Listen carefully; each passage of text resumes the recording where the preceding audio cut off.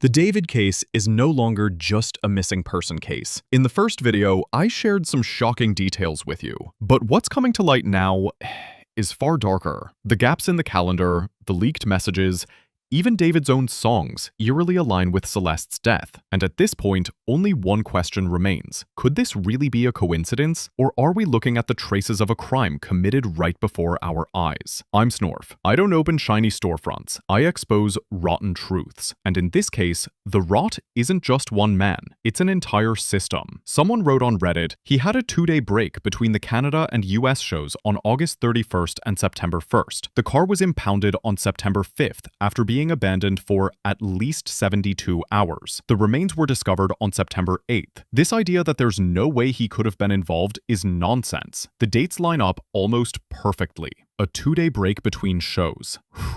That's the detail that locks in the entire scenario. Because if you're innocent, the calendar works for you. It proves your alibi. It clears you. But here, the calendar becomes David's enemy. August 31st and September 1st, blank. The abandoned car photographed on September 5th. The remains discovered on September 8th. Put them together and you get one picture. The word coincidence cannot explain such bloody math. So I ask, if he's truly innocent, why does his name keep surfacing? Dates don't randomly align like this. Coincidences don't stack one after another. These red flags are no longer red. They're sirens, screaming at full volume. And to those still saying, but he was on tour, my answer is simple. Being on tour doesn't automatically clear you of every crime. If it did, every criminal in the world could just buy an alibi with a concert ticket. This guy is a predator from what I've heard. My sister, who is now in 9th grade, told me that he was dating an 8th grader, let's call her C, and she would go on trips with him to LA. They're all in 9th grade now, and it turns out C's friends knew, and he would pay them to keep their mouths shut. C has been missing for over a month now, and no one knows her whereabouts.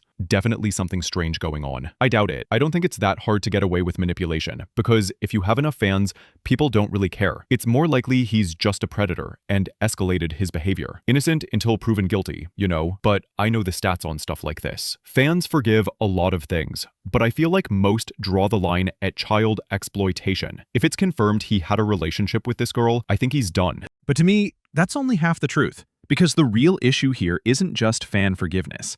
It's the decay of society. Think about it. Drugs come up and people say, artists are free. Violence comes up and they say, that's how the art world is. But when it's about children, suddenly it's stop. And who's pressing that stop button? The very same fans. Which means if this wasn't about exploitation, this man would still be applauded. And manipulation? It's not a one-time mistake. It's systematic hunting. It's someone who hides his age, deceives young kids by making them feel special, and then buys their silence. The ugliest part of this is that from the outside, it can be sold as a normal relationship. But dig deeper and you see the truth. It's not love, it's exploitation. So let me ask, an adult who tattoos the same symbol on a 13-year-old girl's finger, are we supposed to call that romantic?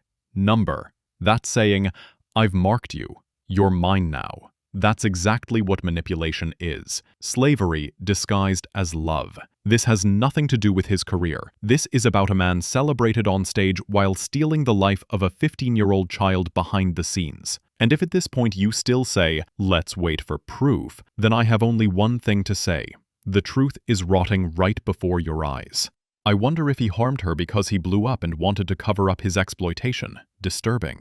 That commenter unknowingly hit the nail on the head, because most people think criminals are like TV villains, calculating geniuses who plan everything, build escape routes, and outsmart Sherlock Holmes. But in reality, real offenders are ordinary people who panic, act arrogantly, and make stupid decisions. Leaving remains in your own car isn't stupidity, it's arrogance. The message is, no one can touch me. Even if she's in my car, no one will believe it. That's the most dangerous form of untouchable thinking. And look at history. The downfall of big criminals always comes from the same thing: arrogance. It's not a small mistake. It's the mindset of I'm God, nothing can happen to me. That's why I call it a show of power, not stupidity. But the irony is this: that show of power becomes their greatest weakness. Because if remains are found in your car, you can't say, but I was on tour. Even a tour can't save you.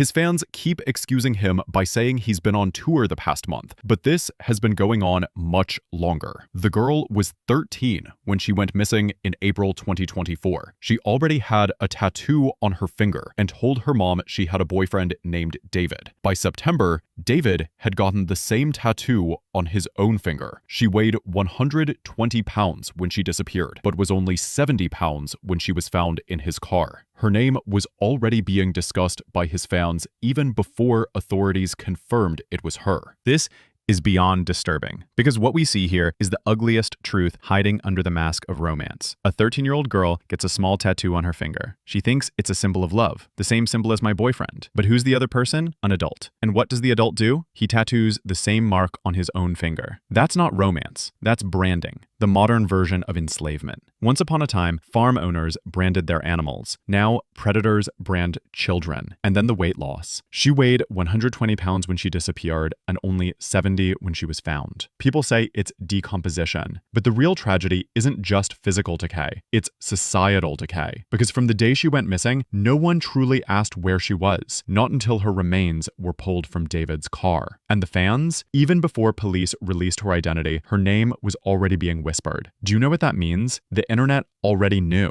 But here's the heartbreaking part. Everyone knew and no one acted. It was easy to dismiss it as gossip, but the truth was out there from the very beginning. Apparently, this is him paying those kids to keep their mouths shut. It seems you were right. And here's the full, rotten face of manipulation. It's not enough to target the child. You also buy off their friends. This isn't just mistreatment. It's an attempt to control an entire circle of kids. Think about it. You hand a 14-year-old some cash to keep quiet. Will they? Yes, because for them, it's the first big money they've ever seen. But it's not about the money. It's about power. For him, it's just a small bill. For them, it's a gag order.